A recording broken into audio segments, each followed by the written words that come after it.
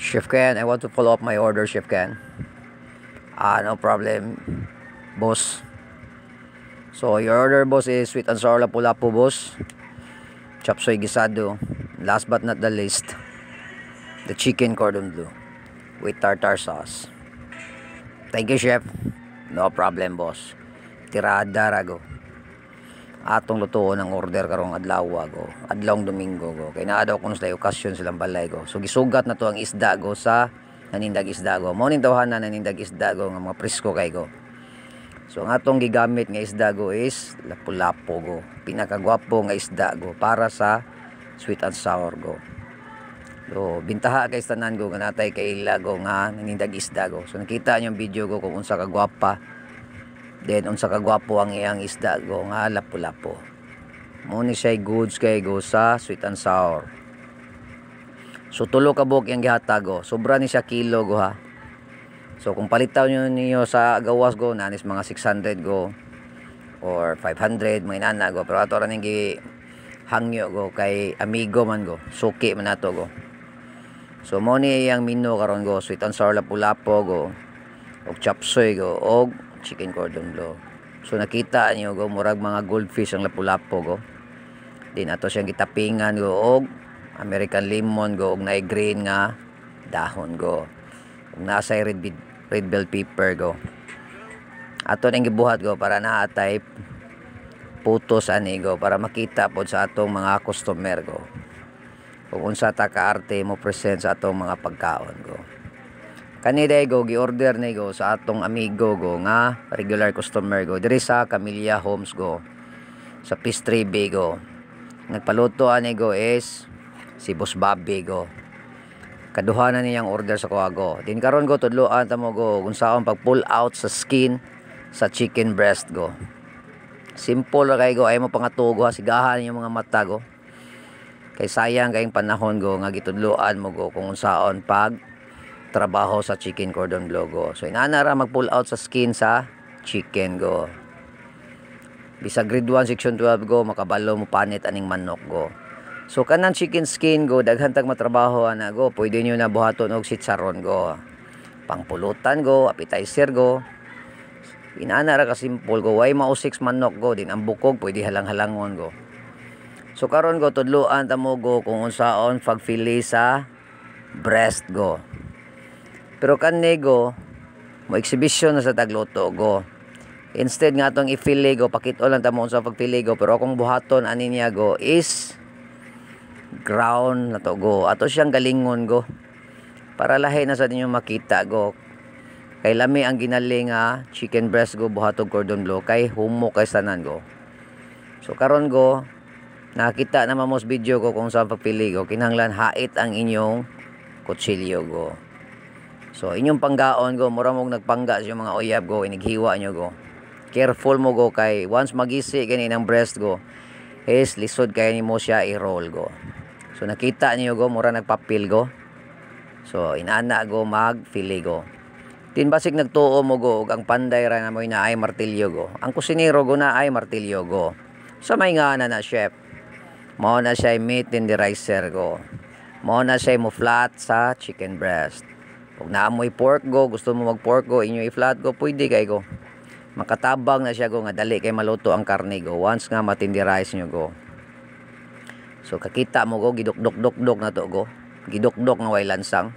So inaana siya magbuhat og chicken cordon bleu. So daghan kita gamit go. Ang atong balay go is payag ra go pero napuno tas gamit go. Kay nganuman mo dawat og mga catering go. So karon go ato pag siyang timbangon go. Unsa may purpose chef nganong nagtimbang-timbang man ta chef? Atong itimbang para makakuha ta og sureball nga panimpla go. Kay naa man tay record sa atong mga measurement go. So 600 grams ang timbang sa atong breast go. Inana ta magluto go. Ganahan ko maghasul-hasol go. Ato siyang ifili na sagbalik go. Dinwa man tay galingan go. Atong manu-manuhon go. Inana go gamitan na to og chopping knife. Unsa nang chopping knife chef? Mao nang para tad-tad nga kutsilyo. Inanaon ra go tagod-taguron ra na ninyo go. Para maka-form ta og ginaling. So nakita nyo go 600 grams go. So di gina pwede nga tansya-tansya go kay mugahi ang inyong cordon bleu kung dili ninyo tarungon og timbang go. So 600 grams ginago. So inana ta ka stricto sa atong kusina go. Use the basic instinct. Kung saan ang use basic instinct, chef? Mao na mga maayong pamaagi sa pagluto. Dapat tarungon gyud nato go para atong kliyente go, atong mga customer magbalik-balik sila paluto go. Kay once nga pinadagan ang luto go, isa ra kagian go, di na mo balikag order go. So karon ko nagfilita og chicken breast go. Asa man nato gamiton, chef? Ato ning gamiton sa subak sa atong chop suey. Og nasa tay holidays nga squid balls. Holiday, baka naman. So inana go. Medyo may pagkamahal ni siya go, pero inigkaon ninyo go, makalimot gid mo sa inyong pangalan go. Ug unsa kalami ang atong chop suey nga gisado go. Duhara go ang ingredients go, squid balls o chicken breast nga fillet go. So karon go muna tong lapu-lapu go ha.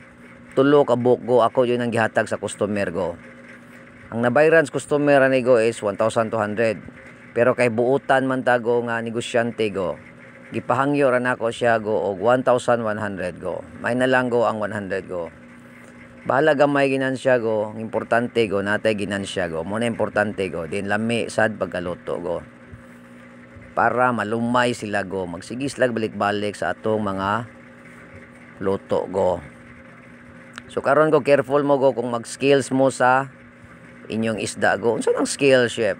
Ato siyang kuhag hasang. Din careful mo kay kaning lapu-lapu nga isda go is hait kini siya hasang go. I-compare ninyo sa laing isda go. So nigamit ta og carving knife. Unsa nang carving knife, chef? Mao nang gamay kutsilyo go para mag-carve mo og mga vegetables og prutas go. So importante kay go namoy gamay kutsilyo go para ikot-kuot anang hasang sa lapu-lapu go. Kuhaon gyud ninyo nang mga tinae ra go para dili lang sa go. Nakita nyo go, tinae go. So very lucky kay go ang makatilaw sa tong luto go. Ngano man limpyo kay go. So karon ko nagseason na ta go sa atong ground nga chicken go. Gibutangan na to go salt, pepper, then wow sarap baka naman. Then gibutangan na to ni siya go og flour go nga 75 grams ago. Kay 600 grams man ang atong meat ani go. So i-mix na nimo go. Then gibutangan na din na siya og binatil nga itlog go ha. So pagkuha mo ballpen go, isulat go aron di mo kalimot go. Inaana ra ka simple go magbuhat og chicken cordon bleu go. So kabantay mo go nagbatil tag itlog oh. Ato na siyang gilunod go sa mixture sa atong chicken cordon bleu go.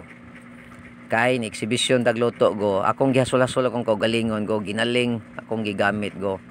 So karon go ang timbangan na go is 150 grams go. Magkuha mo og plastic go nga 8x12 go. Inyo nang ikat go. So inana go magbuhat og chicken cordon bleu go. So nagkuha tag rolling pin. So unsa nang rolling pin, chef? Mao na akong gi-roll kanang kahoy nga murag oblong go. Mo makatabang na siya og flat sa inyong mixture go. Ato man na siyang i-flat go kay ato na siyang butangan og mga palaman go nga cheese ug ham. So i-open ninyo go. Then magbutang mo ham go. Butangan sa inyo og cheese. Unsa nga cheese gamiton, chef? Ang gwapo nga cheese gamiton is quick melt. Pero kay di man ni mahal pagkabaligya na to go. Akong gigamit go is cheese ra nga natural go. Kanang mga Eden cheese go, pwede na go. Magnolia cheese go, okay ra na siya go. So, i-compress niyo ang kilid-kilid go. Then i-form niyo go into roll go, then i-lock niyo sa side by side go. Both side niya go. So, gi-roll na to go, then i-lock para ma-form siya go, ma-compress siya go. So inaana ra ka simple og basic ang magbuhat og chicken cordon bleu go. So nakita na gid mo go. So kung naamoy kasun yung balay go, pwede nimo magbuhat go. Tan-aw lang mo aning video ha go. So karon go Japanese breadcrumbs na siya go. So ato na siyang butangan og breadcrumbs go. Ato na siyang gipang segregate go. So karon gi-coat na to ang katong gi-roll na to nga mixture nga cordon bleu sa flour. Then ato na sad siyang ikuan sa itlog nga binatil go. I-coat na sad nato go. So ang atong final touch go, mao na ni ang atong Japanese breadcrumbs go. So simple ra kay go. Nakita na mo sa pagluto go, so makabalo na gid mo buhat aning putahi go kani nga mino. Then inyo na siyang ilunod sa kaha go nga init go. Then dapat go golden brown yung luto go ha. Ayaw sunog go kay seconds to play go dali ra kani maluto ning kaning cordon bleu nyo go. So nakita nyo go golden brown gay go. Mo na siya perfect nga pagkaluto sa cordon bleu go. Kita nyo go nagwapa kay tanan go. Nganong gwapa man na siya, chef? Atong gi-control ang kainit sa mantika. Di ta pataka og pakusog sa mantika. So karon go mo proceed na tago sa sweet and sour nga sauce go. Gihiwa na ako mga lamases go. Unsa may lamases na, chef? Bombay ra na siya. At sal. Pwede sad butangan yung gloya, pero kapoy naghiwa di na nato butang gloya. Importante nga lami ang atong sweet and sour. Usay gamito na to itong pagkatapulan, pero tapulan nga naas lugar. Bitaw go, komedya ra na go. Bombay go, tangan yung garlic go, then red o green bell pepper. Unsa nang red o green bell pepper, chef? Mao na siyang atsal para gwapa kay dating ang iyong sauce go. Then gibutangan na tong vegetables nga carrots go, nga gipurma na to og mga flower go. Depende ra nyo go. Then nagbutang ta og Del Monte pineapple tidbits, baka naman. So inaana kalami og special ang atong sweet and sour ko. Og nagbutang tag ketchup go. Sa klase nga ketchup, chef? Besag unsang ketchup, basta na ketchup go, then vinegar. Then butangan na tog tubig go. Simple ra kay go. Makaburma na mo og sweet and sour go. Ug naamoy Del Monte juice go, pwede nyo butangan go. So karon go nagbukal-bukal na ang mixture sa atong sweet and sour nga sauce go. So i-pull out niyo yung bubbles go to avoid spoil. Unsa tang spoil, chef? Kanang mapanos ba? Mao na siya go. Daghan mo makatunan go diri sa Kinsuki Abihero go nga channel. Kay nga naman magtudlo ta go. Atong tudlo go way bayad go, libre ni go. So inana ra go gisamad-samara na tong lapu-lapo nga isda go. Kay ang request sa atong client go, sa atong customer is simpora. Di siya ganahan og arte-arte go. Pero bahala na, ang importante nga tumana na to sila silang gusto go. Ato silang sakyan tanan go unsa ilang gusto go. Mao sa ni nakanindot aning Kinsuki's Catering go og barong-barong kananan pinobre go. Tanang kliyente o customer go uyon-uyonan go. Pwede sila magbuot go, wa tay problema. Ang importante magkasabot lang tas presyo go. Larga ta go, wa nay hassle go. So karon gikot na tong isda go sa flour, then gilunod sa mantika go. So inana ara ka simple go. Then careful mo go kung maglunod mo yung isda sa mantika go. Dapat ang temperature sa yung mantika go is sakto sa kainit go. Kaya kulangan sa kainit go, ang tendency go. Unsay tendency, chef? Dili mo crispy yung isda mga go, ug magtanga-tanga mo go. Dapat go tan-awon yung video go, gyud sa nato pagtrabaho go. Para kung unsay luto na ako go, mo say may tabo sa inyong luto go. Magbiki lang tagamay sa panimpla go. So inana ra gyud go. Sigahon ra gyud ang mga mata go. So karon go, ang last go nga lutoon go is chop suey gisado go. Nagsoteta sa garlic ug ang onions go. Ato rang gi dungan go kay rumdali go. Kay lunch ang ilang kaon ani go. Then gisote na nato ang chicken fillet go ug ang squid balls. Chef, nganong imo mo na siya gifile, chef? Atong gifile aron dali ra maluto. Then ang timplada sa atong chop suey go is wow sarap go. Sige ra tag wow sarap go. Mao ni brand ako diri go sa akong kusina go. Wa nay dagang hasol go, pwede di ka butag bitsin go. Nalagay wow sarap go, sulbad na ang problema nimo go sa pagluto go. Then mao na natong vegetables. Then go tagaan ta mog tips go. Careful mo kung magluto mo og vegetables go ha. Ayaw nyo glataa go. Kay kabaw ka go ang kinabuhi sa gulay go pertir yung dalia go. Dali ra kay maluto go. So nakita niyo yung video go kung unsa ka gwapa go ang atong chop suey go. So mo nay ganahan customer go kanang half cook lang gid go. Ayaw glataa go kay di na ta kakuha vitamin sa atong gulay go. So nagbutang na tag starch go, atong gidissolve sa tubig. Unsa may purpose sa cornstarch, chef? Para mo lapot-lapot gamay ang atong chop suey. Kay bati man sa kay labnaw kay itong chop suey go. Tangan na to cornstarch go. Aron ay lapot-lapot gamay go. Then mix. Then pahuwayan na sa nimo kukay go. Then ang final touch na to go is nigamit ta og sesame oil. Ang kani nga sesame oil go makapalit ra mo ani go sa mga department store go, tag 100 kape na go. Na siguro go 123 go. Di na niyo hot don go. Sa isa ka kilo go mubutang ra mo mga isa ka kutsara go, daog na go. Makuha niyo ang aromatic nga baho sa sesame oil go. So mao na nang finished product go ato nang gisud sa food tray go. Natay chop suey gisado go. Then mao na nato sweet and sour go. Guwapa kay go. So nakita niyo go live kay go.